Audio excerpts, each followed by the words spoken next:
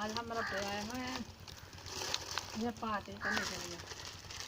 ये नूडल्स है, ये तीनों बहन भाइयों के ये लेग है, और ये देखे बब्बल और चूपे पता नहीं क्या कुछ है। तो अभी हम यहाँ पे बैठेंगे, माँ बेटा पार्टी करेंगे, फिर घर जाएंगे।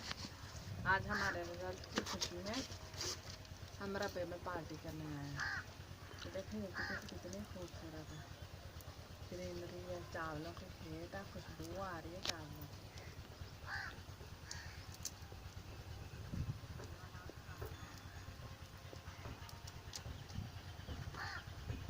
ये देखो इधर केला भी है, केले के दरख्त है।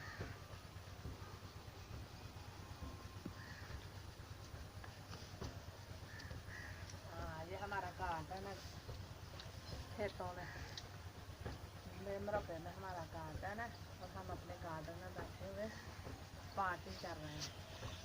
पार्टी मजे मजे से चुप्पे चीजियाँ।